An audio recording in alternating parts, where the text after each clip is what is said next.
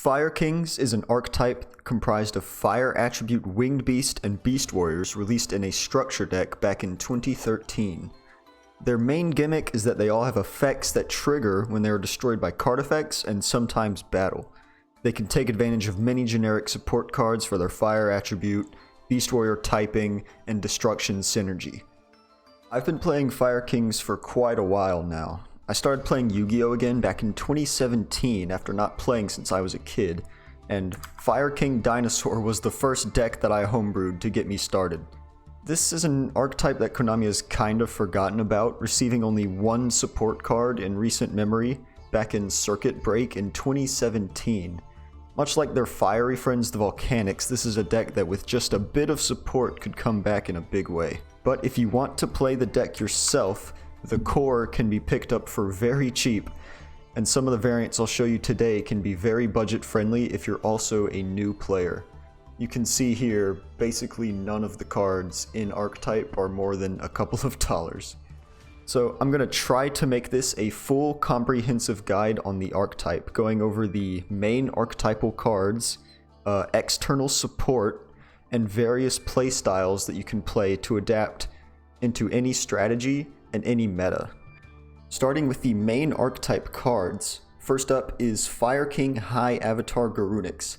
This is the big boss monster of the strategy. It's a level 8 fire winged beast and boasts pretty high stats.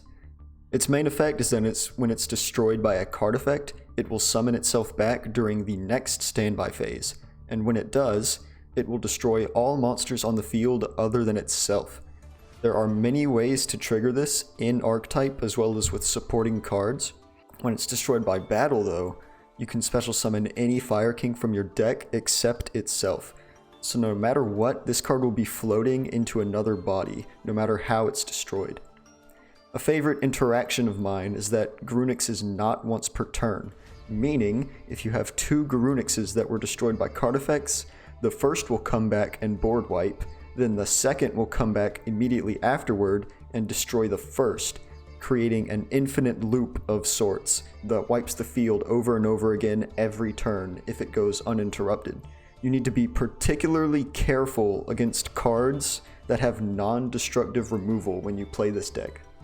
Barong is the first of the level 4 Beast Warriors. When it is destroyed by a card effect, during the next standby phase, you can add any Fire King card to your hand, which includes both monsters and spells. I wish it activated on destruction rather than having to wait a turn, but it's the best we got as an in-archetype Stratos. Yaksha is another level 4 Beast Warrior. Upon destruction by either battle or card effect, Yaksha will destroy another monster in your hand or field. This one is nice for being able to fill up your graveyard for certain other support cards, but on its own it's quite weak, because it's technically a neg1 in card advantage, and for certain builds of the deck it's not really necessary. The old Yaksha set Yaksha pass strategy found in Duel Links probably won't work in modern Yu-Gi-Oh! Arvada is the most recent support card for Fire Kings, which of course means it's much more powerful than its other level 4 counterparts. When it's on the field, it can negate a monster effect by destroying a fire monster in your hand or on your field. Being a monster negate that can just be easily normal summoned is quite good, as the deck has little to no swarming potential on the first turn to set up negates. You can summon him before committing to other plays to avoid being hand trapped or negated by on-field monsters. On destruction, by battle or card effect, it will summon a Fire King from your graveyard, but that monster will be destroyed during the end phase. This effect helps you swarm the field a little more, but it also puts a Garunix back into rotation if its recursive effect is not active. Here we have the baby version of Garunix, which has a nice effect that unfortunately only triggers when it's destroyed by an opponent's card. You cannot trigger it yourself. When it's destroyed by an opponent, it will summon any Fire King from your deck, which is a very strong effect, but much too reliant on your opponent. It being level 3 also holds it back from seeing play in the rank 4 builds. I don't really recommend playing this in any version, unless you're just trying to go as pure as possible. Last up for the monsters is Kieran, which is the only pure beast in the archetype. When it's destroyed by battle or card effect, you can send any fire monster from your deck to the graveyard. In any other attribute, this would be an insane effect, but fire monsters don't really have a good payoff for this card, other than like Volcanic Shell.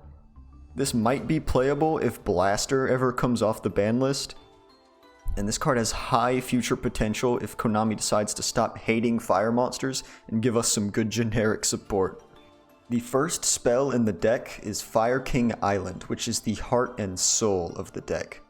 It's a field spell that has two versatile effects and can both generate advantage and start your main engine. Its first effect is to destroy a monster in your hand or field to search your deck for a Fire King monster. This searches immediately as opposed to Barong, who searches the following turn. This effect can generate insane amounts of advantage and facilitate your main combos all in one over the span of multiple turns because it just sticks to the field.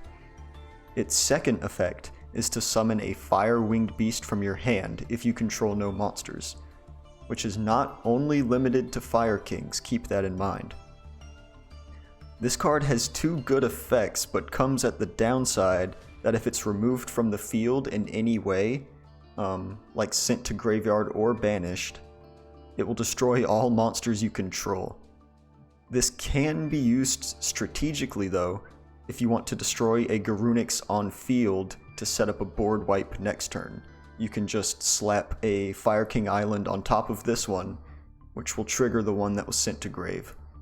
Onslaught of the Fire Kings is a powerful card similar to things like Urgent Schedule. If your opponent controls a monster and you control no monsters, you can special summon a fire, winged beast, beast warrior, or beast from your deck. This monster has its effects negated and is destroyed during the end phase. This card is great as a 1-card Garunix enabler going second. The Garunix you summon will be destroyed during the end phase and wipe the board the following turn. With proper setup, you can ensure that this Garunix will resolve and wipe your opponent's board that they spent their entire turn making when they went first. This card can also summon non-Fire Kings, like Sacred Phoenix, as an example, kind of like a pseudo-searcher. Circle of the Fire Kings is a quick play that lets you destroy a fire monster you control to summon a fire monster from your grave.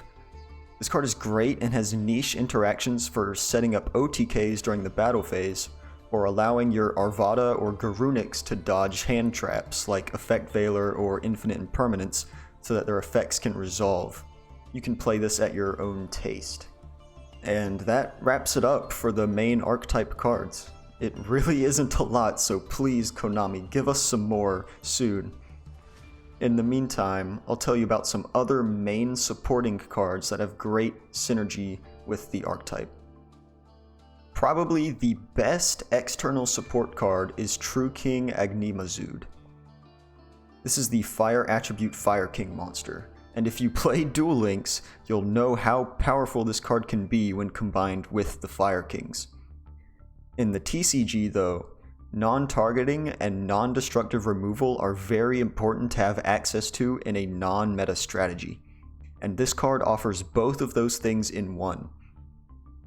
You can destroy any 2 monsters in your hand to summon him out, including a fire monster.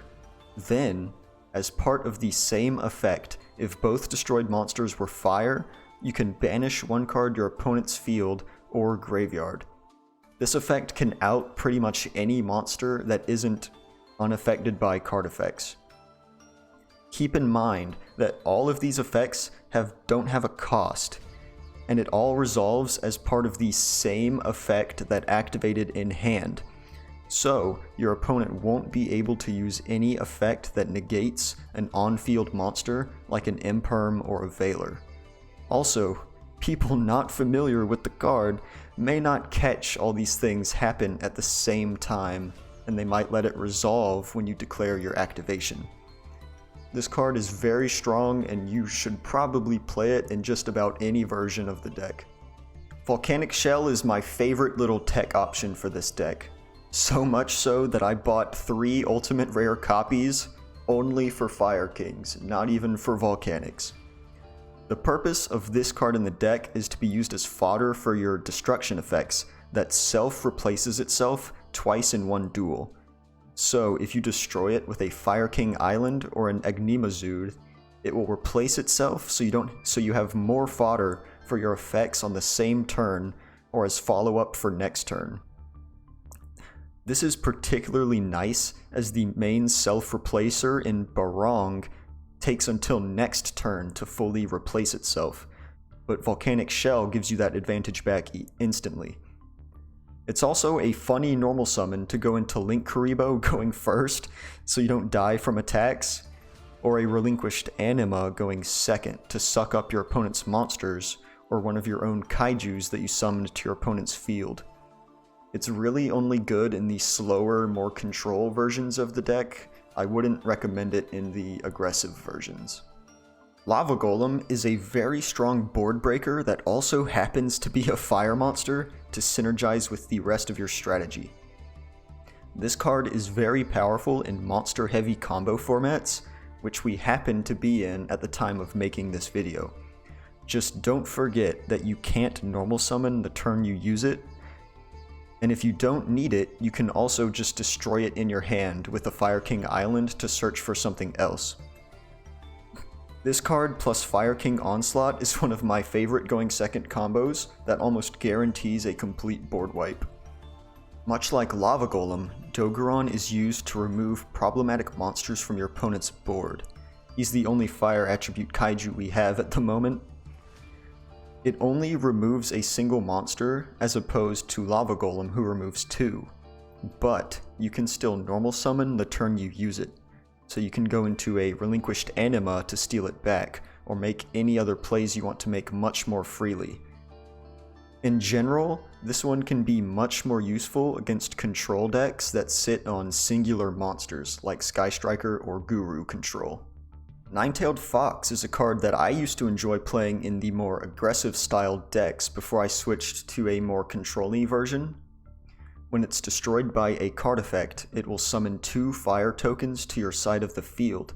You can also bring it back to the field by tributing these same tokens, because you can use its destruction material again, and the token effect is not once per turn.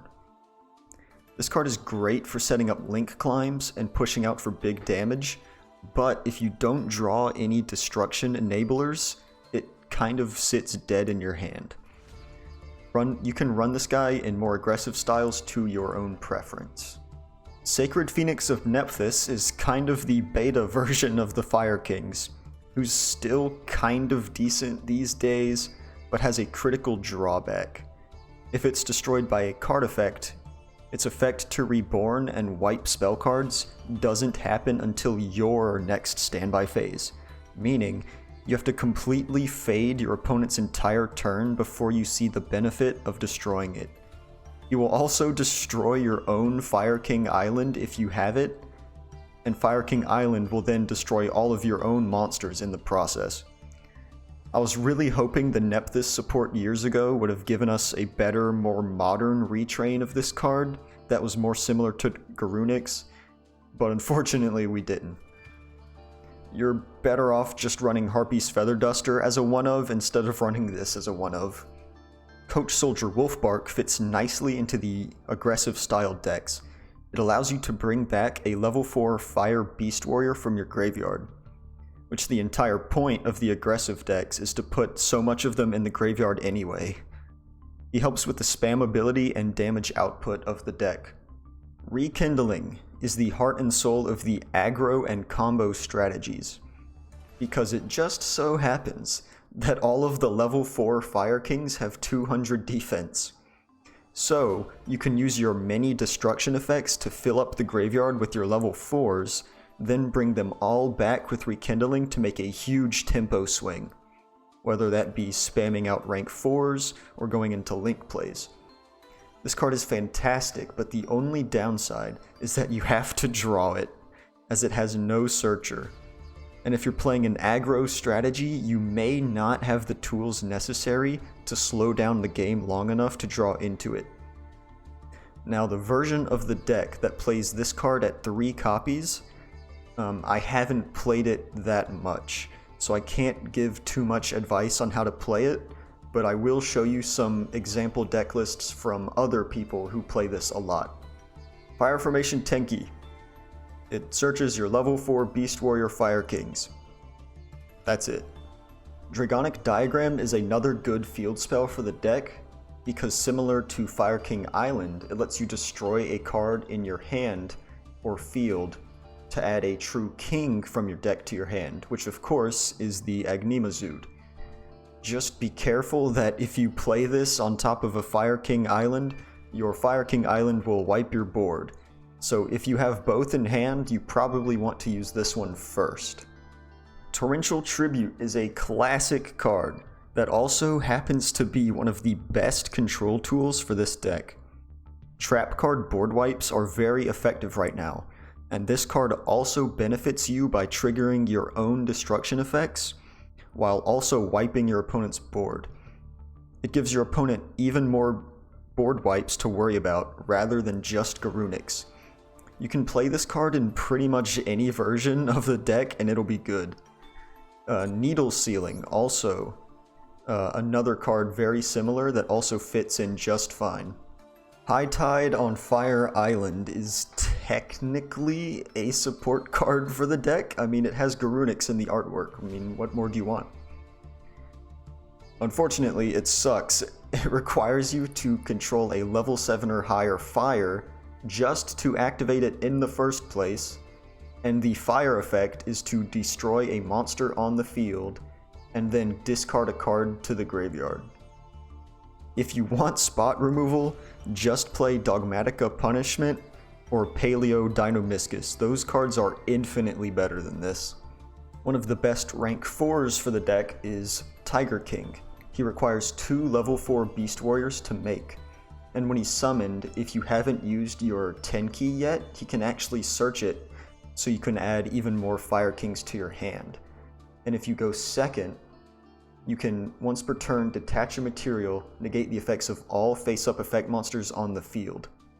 Another good one is Exciton Knight, who is just another board wipe that you can make with your level 4s.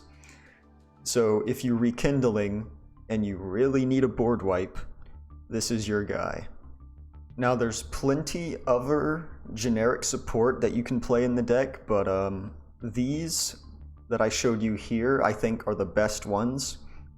If I missed anything that you like playing a lot, leave a comment below so that other people that watch the video can find those cards.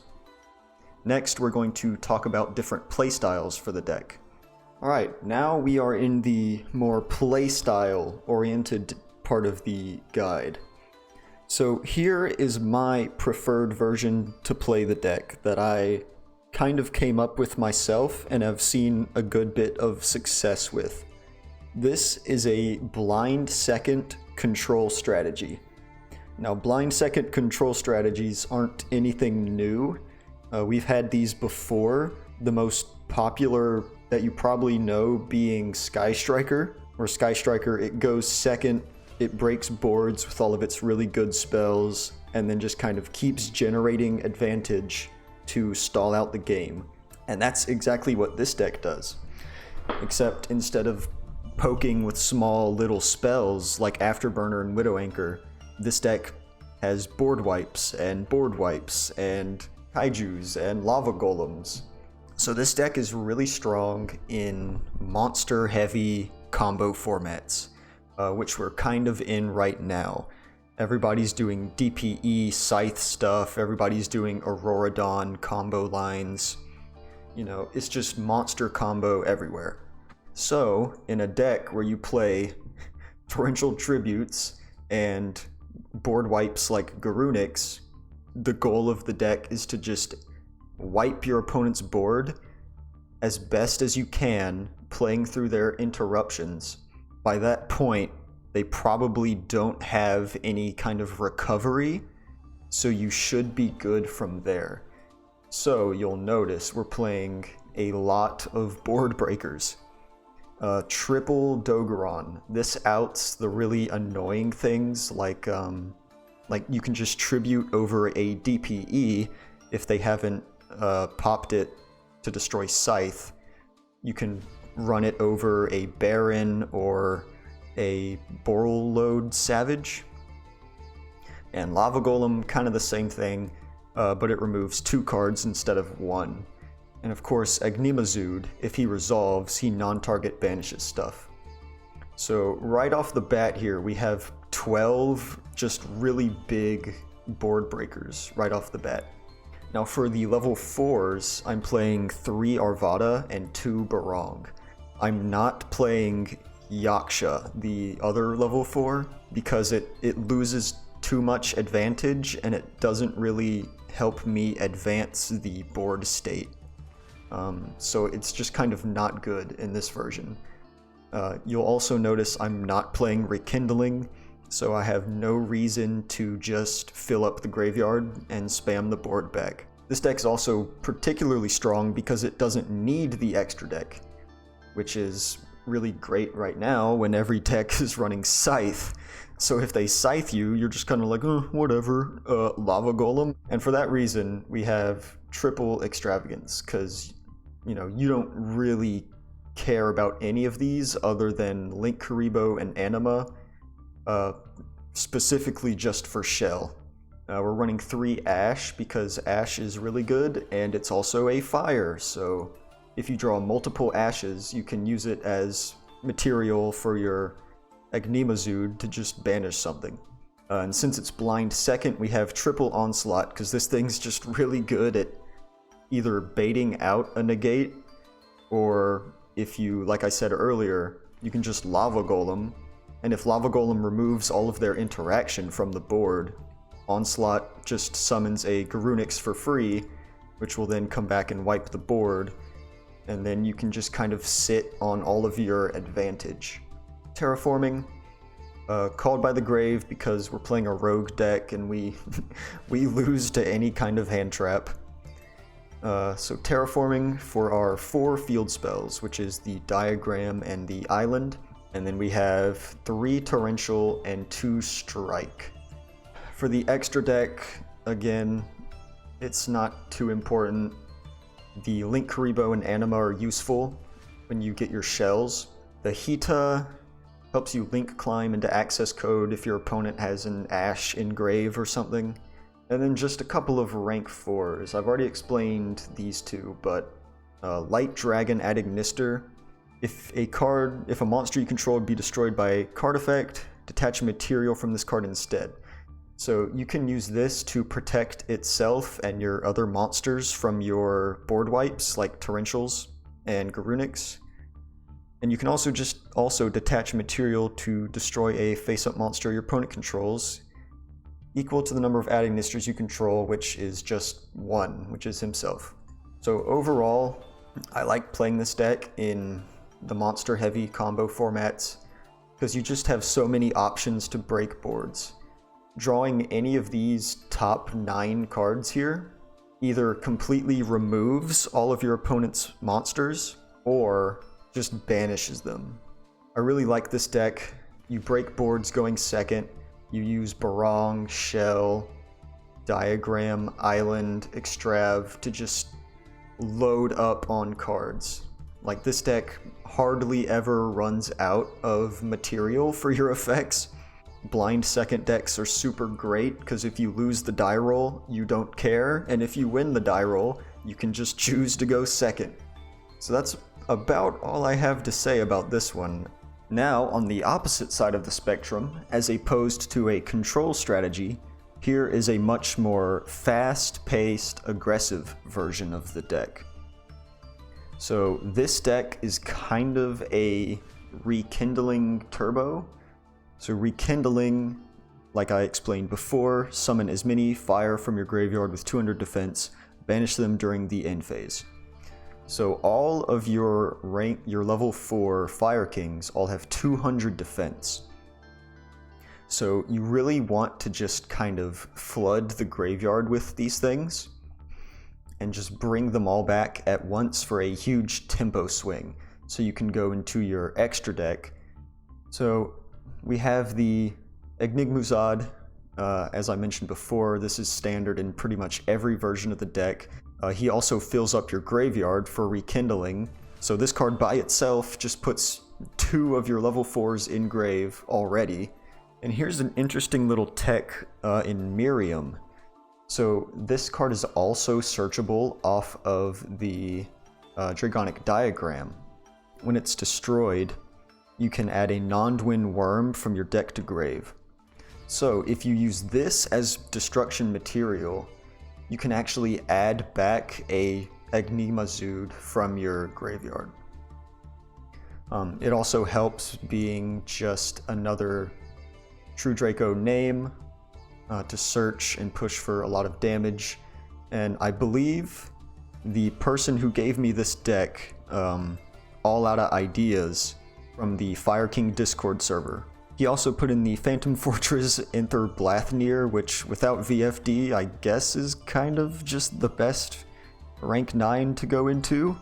We play only 2 Garunics here instead of 3 because the deck is less focused on board wipes, so you really don't want to wipe your own board after summoning all these cards.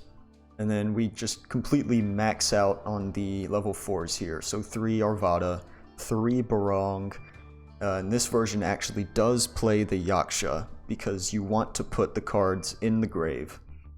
You can also use it to destroy cards like Miriam to add back a True King. Then for the last level 4 we have the Wolfbark, which, like I mentioned earlier, it's a 1-card rank 4 after filling up your grave. And now you'll also notice we're playing the DPE package, because with a more aggressive style deck, being able to just summon out a big guy for free and then pop a bunch of cards and swing for a bunch of damage is pretty good. He's also a pretty solid control tool if you can't manage to OTK your opponent. We also have 3 Onslaught, because this card, again, really good going second. And then Rekindling, we play 3 of this because we just have to draw it. You have to draw this card. Terraforming, again, search your field spells. This one plays Circle, where the control version that I showed earlier does not. Because this will help you push for more damage during the battle phase. You know, if you have some level 4s on field and some more in grave, you know, they're all 1800, and that small amount of 1800 could matter. And then we play Tinky because we want to see our level 4s as much as we can. It's also nice to be able to search out Arvada, which is kind of the best normal summon, aside from Wolfbark, the field spell package, and then, again, the Torrential Tribute. So, like I said, I'm no expert on this style of deck. I haven't played it very much after Rekindling got put to 3, which is the main reason why this became the standard build of the deck. And I had to take this list from somebody else. I wish I could tell you more, but, you know, it's pretty simple. Due to the recent February 2022 ban list, a deck that's actually gotten a lot of hype for past format enjoyers and rogue players is Kozmo. Now, Kozmos actually used to be paired up with Fire Kings back in 2016, I believe, due to the effects of the big Kozmo ships. Now, once again, I am not an expert on this deck. This deck is very old. It is before I returned to the game, and it's still only been 1 month since the ban list, so people haven't really practiced with this deck all too much. So don't take this list as like definitive. This is just kind of an example of what you can play. So all of these Kozmo ships, the level 5 and highers, when they're destroyed by a card effect, they float into a Kozmo that is a lower level than it. So you can use your Fire Kings like Island and Yaksha to actually just destroy these big ships in your hand and float down into your little ones. And if Garunix comes back and wipes the board while you have these big ships, they all just float again into these little ones. And since they are so reliant on the graveyard floating effects, you can actually just run triple skill drain, because you can summon out all of these big dudes and they all have no effects, but they're all just massive, and they float down into the smaller ones if your opponent somehow manages to kill them, or if you kill them yourself. Garunix is actually kind of better under skill drain with this deck, because if you destroy it and it comes back, it won't actually wipe your own field. He's just another big 2700 body that you can swing for damage. And of course we play just a whole bunch of consistency cards like Extrav, because the deck is non-extra deck reliant. E-Telly is also now at 3 alongside skill drain, so all of your little level 3 or lower psychic Kozmos, you can summon those out as well. We have the island, we have the Kozmo town as our field spell lineup, and then since this is a control deck, we are running a lot of powerful traps. Punishment, one of the best spot removal traps in the game. Imperm's a good hand trap. Storm Dragon's Return, this actually lets you target a banished monster and special summon it back to the field. So all of your Kozmo ships, when they get banished, you can just bring them back. And since you're going to be destroying them a lot, you're going to have a lot of material banished that you're going to need to bring back. And of course, the triple skill drain. And then the extra deck is just a whole bunch of useless stuff to send off of punishment, or if your opponent uses like Maximus on you, you can just go into the Nova Mechaba play. So like I said, this isn't a definitive list or anything, this is just an example of what you can do. Let's talk about some of the pros and cons to finish up here. Some of the pros is that board wipes are very powerful in monster-heavy formats. We happen to be in a format right now where there's very heavy combo decks with the Brave engine and the Hauk Auroradon combo line. And while they do set up negates and DPE, which this deck can struggle against, if you play the Lava Golem Kaiju variant, you can actually play through it pretty nicely. And if the opponent doesn't have specifically monster remove or monster negates, the Garunix is very powerful, especially if you can destroy multiple in the same turn and start looping them. The deck also has access to many searchers and can take advantage of the pot spells. So we don't use the extra deck at all, so you can play Extravagance and Prosperity if you really want to for maximum consistency. We also have Terraforming, Fire King Island, Barong, Volcanic Shell, Dragonic Diagram. So the deck has tons of searchers, tons of resource generation, and it also has access to powerful generic fire support. And by that, I mean Rekindling, and that's about it. The deck's also very adaptable. You can play it as a fun deck, you can try to play it as competitive deck, you can splash it into other archetypes like Kozmo, Dino, which I don't recommend these days, even though I played it back in the day. And like maybe Unchained, I don't know. I've never tested it with Unchained, but there's some mad lads out there that have probably done it. And the cons, which unfortunately are outweighing the pros by this point because the cards are extremely dated.